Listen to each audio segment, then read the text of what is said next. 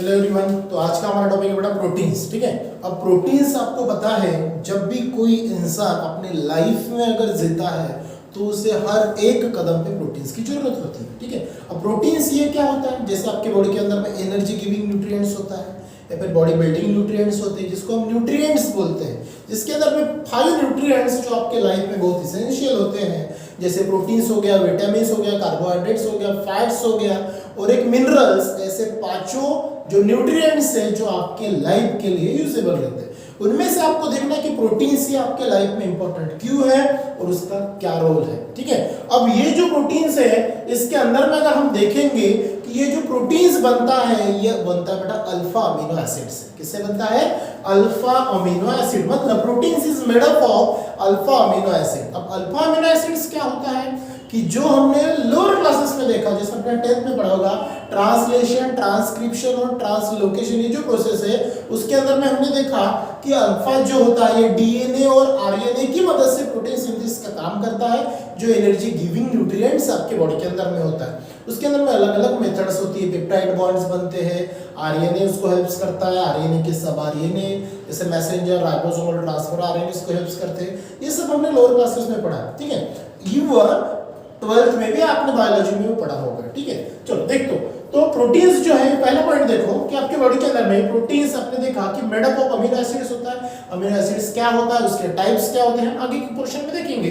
तो first of all proteins are very important for growth of the body. अगर ये nutrients है, proteins है, तो आपके बॉडी में बहुत ही इसेंशियल और इंपॉर्टेंट है। किसके लिए? For growth of the body. किसके लिए? ये जो प्रोटीन्स है आपके बॉडी की क्या होती है? ग्रोथ होती है। Now second, it plays important role in physiological reaction. अब ये फिजियोलॉजिकल रिएक्शंस क्या होती है कि जो आपके बॉडी के अंदर में इंटरनल रिएक्शंस होती है, फॉर एग्जांपल डाइजेशन प्रोसेस होती है या फिर कुछ अलग प्रोसेस होती है, जैसे डाइजेशन प्रोसेस है तो डाइजेशन प्रोसेस के अंदर में आपने डिफरेंट टाइप्स ऑफ प्रोसेस देखी है, जैसे डाइजेशन ऑफ फूड, उसमें गैस्ट्रिक जूसेस इन्वॉल्व होते हैं, पैंक्रियाटिक जूसेस इन्वॉल्व होते हैं, one organ to another organ में ट्रांसफर होता है। ये सब चीजें ये फिजियोलॉजिकल रिएक्शंस के अंदर में होती है, मतलब इंटरनल ऑर्गन्स के अंदर में जो रिएक्शंस होती है। ठीक है, next one, protein word is derived from. ये जो प्रोटीन वर्ड आया ये कहां से डिराइव हुआ है? ठीक है, तो प्रोटीन वर्ड ये जो डिराइव हुआ है ये हुआ है बेटा प्रोटीओयस। जो वर्ड है इससे डिराइव हुआ, उसका मतलब होता है प्राइमरी या फिर प्राइमरी इंपॉर्टेंस। जो प्रोटीओयस है, प्रोटीओयस जो वर्ड है ये है मीनिंग, मतलब यहां से प्रोटीन वर्ड आया और उसका मतलब होता है प्राइमरी या फिर primary importance. Clear? Now fourth one is chemically these are polyamide. मतलब ये जो होगा तो ये केमिकली अगर हम देखते हैं तो इसके अंदर में अमाइड ग्रुप मिलेगा, दैट इज NH2। ठीक है, तो पॉलीअमाइड ग्रुप होगा और which is made up of alpha amino acids. ठीक है, अब ये अल्फा अमीनो एसिड जो होता है ये पॉलीअमाइड ग्रुप होता है कि वो हमें देखना क्या है। ठीक है, अब ये जो पॉलीअमाइड्स है जो अमीनो एसिड मेड अप करता है तो वो हमें देखना है कि ये जो अमीनो एसिड्स है, मान के चलो, अगर मान के चलो बेटा ये कोई मॉलिक्यूल्स है, इसके अंदर में छोटे छोटे जो मॉलिक्यूल्स हैं, क्या है ये? मॉलिक्यूल्स। ये मॉलिक्यूल्स किसके हैं? अल्फा अमीनो एसिड्स के। अब ये मॉलिक्यूल्स को जब मैं कंबाइन करूंगा तो ये क्या बनाएंगे? अगर ये अल्फा अमीनो एसिड किसके मॉलिक्यूल्स हैं? ये अल्फा अमीनो एसिड्स के मॉलिक्यूल्स है। अगर मैं इसे कंबाइन करूंगा तो यहाँ पे क्या बनेगा? प्रोटीन्स मेड अप होगा, प्रोटीन्स का फॉर्मेशन होगा। ठीक है, तो हम अभी जो है मतलब हमें देखना है कि ये प्रोटीन्स तो मेड अप होता है किससे? अल्फा अमीनो एसिड से। अभी अल्फा अमीनो एसिड्स होता क्या है वो देखते हैं।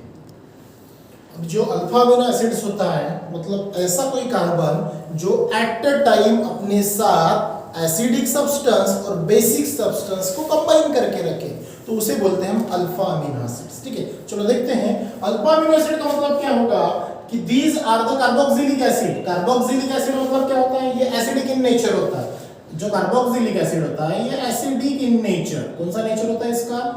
Acidic in nature. Bonded with amino group. Amino group का मतलब क्या होगा? NH2 ग्रुप, जो क्या होगा? Basic in nature. कौन सा नेचर होगा इसका?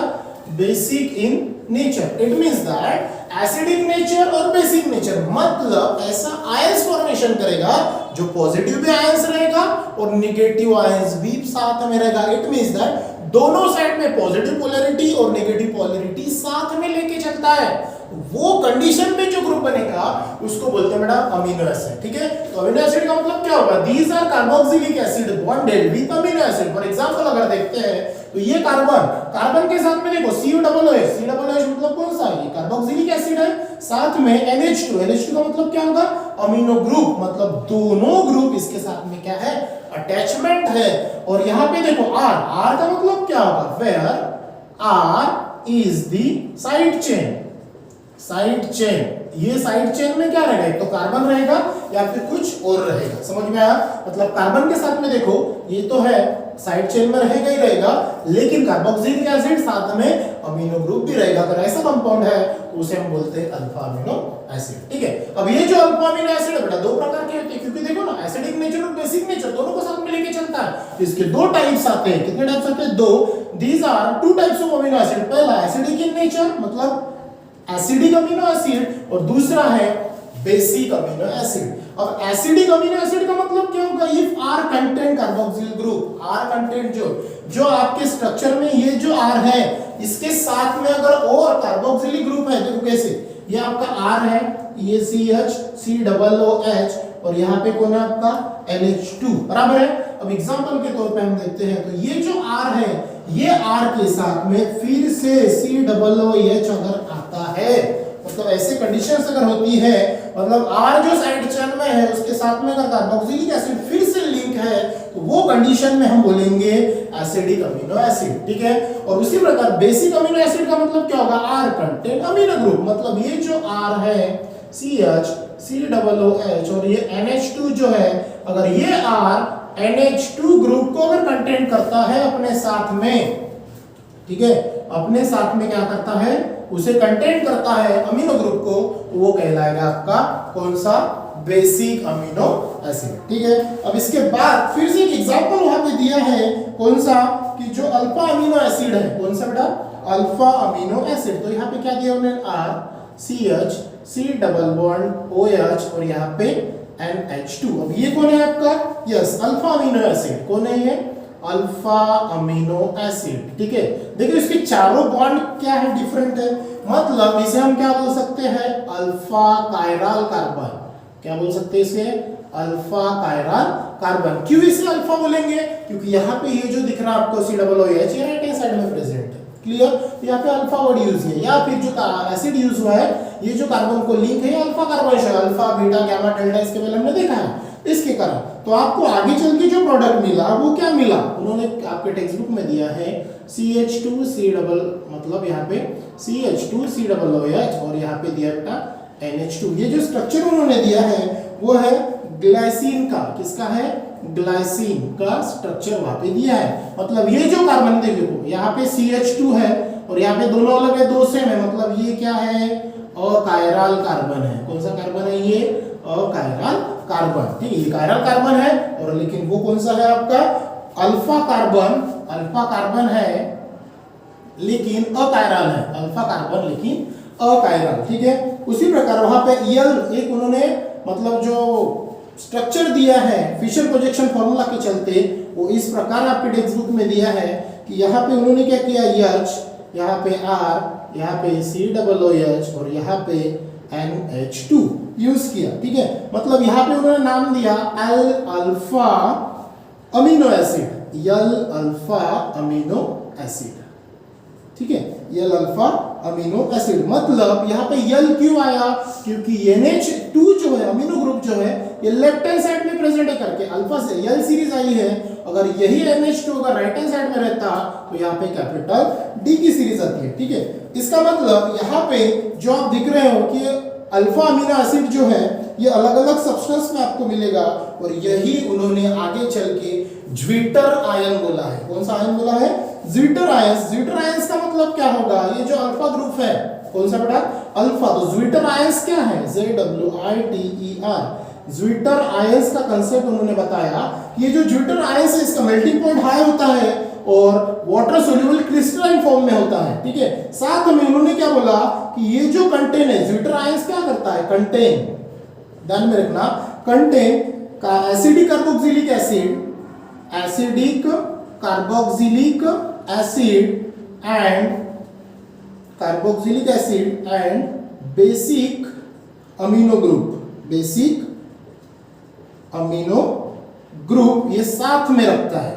मतलब देखो यही है, लेकिन उन्होंने लिखा कैसे है वो देखना। देखो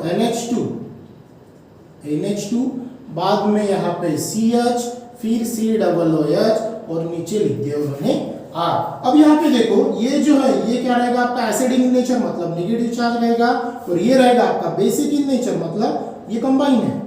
मतलब एसिडिक और बेसिक दोनों आयंस को साथ में जो रखता है, दोनों आयंस जो साथ में हो, तो वो जो आयंस की यहाँ पे नेगेटिव पोलैरिटी क्रिएट हो रही है, यहाँ पे पॉजिटिव पोलैरिटी क्रिएट हो रही है। मतलब ऐसा आयंस जिसके अंदर में एसिडिक कार्बोक्सिलिक ग्रुप भी प्रेजेंट हो, साथ में बेसिक अमीनो ग्रुप भी प्रेजेंट हो, तो उस प्रकार के आयंस को क्या बोलते हैं, ज्विटर आयंस बोलते हैं। और ये जो ज्विटर आयंस होता है ये formations of transfer of acidic group के लिए यूजेबल होता है, क्रिएट्स किया जाता है। मतलब इसका यही है कि सामने चल के प्रोटीन्स मॉलिक्यूल्स को क्या करें, जनरेट करें। समझ में आया? तो ज्विटर आयंस का स्ट्रक्चर है वो हम कंटिन्यू करेंगे नेक्स्ट वीडियोस में, और फिर आगे का टॉपिक कंटिन्यू करेंगे। So thank you.